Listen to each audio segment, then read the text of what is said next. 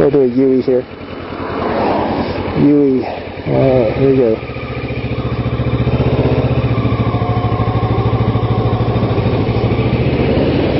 World's widest U-turn. Wow, there's no fences here for those, the horse and the cow.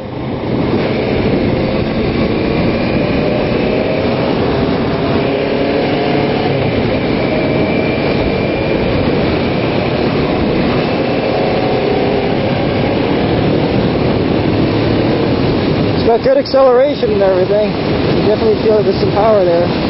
I'm not anywhere near using it.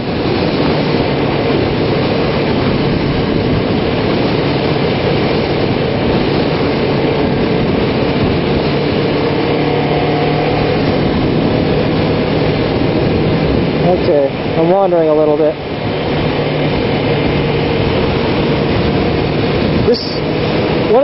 This bike feels really light. It doesn't feel heavy. Like my CBR 4i feels a lot heavier than this bike. This bike feels very lightweight, even when I'm just sitting around. I'll have to look up the dry weight number, but the dry weight of the F4i is 373 pounds. And this bike feels extremely light and compliant. I'd almost say this might actually be a good bike for a very large beginner. I'd be tempted to say that, but deep down inside I think we all know and hopefully agree that the Ninja 250 is the bike you want to get if you want to be a sport bike rider and you've never ridden a motorcycle before. So riding this bike very calmly like this, very slowly, this really feels a little bit like riding a Ninja 250. That's because I'm kind of disciplining myself to stay slow. A lot of people say you should, if you respect the bike, you can start out on whatever the hell you want. But all the respect in the world doesn't account for the fact that you're not accustomed to controlling a motorcycle, and a lot of your reactions are not automatic and natural.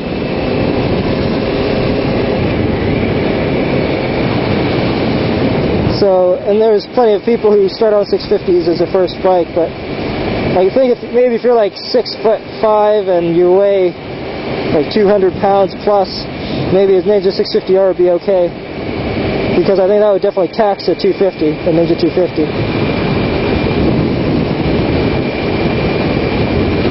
But really, you should think of your first bike as a first bike. It's the bike you're going to learn on. It's not the bike you're going to keep. That's half the fun, is that you get this bike that you're definitely going to outgrow and you're going to want to get something bigger and faster. But it's always good to learn some basic fundamentals on that cheap, busted up old school bike.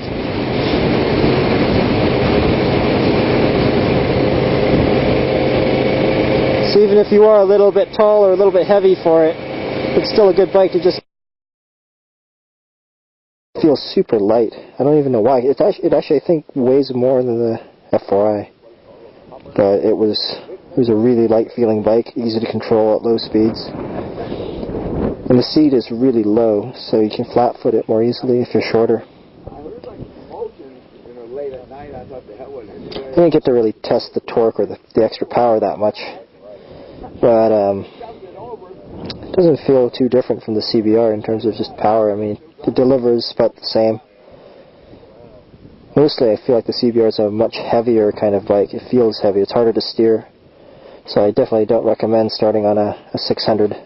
Not even an F4i, because comparing the two, if you were going to start on a 600, I would start on the 650R, because it is hard to control the F4i at low speed. It's really heavy, whereas this feels super light. It's also the positioning of the handlebars, and I think the rake is different, and the seating posture is different. Everything about it, the ergonomics of the bike are just such that it's just a lot easier to control the 650R.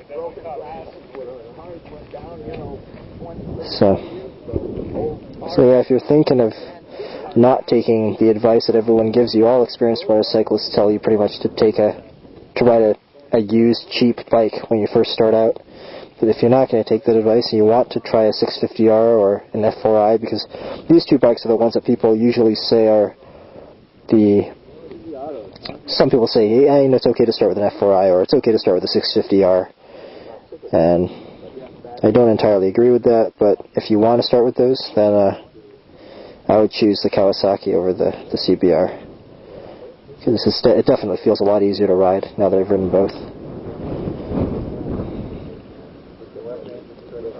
I think the 650R would make a good second bike if you started on the 250. So that's my take on it.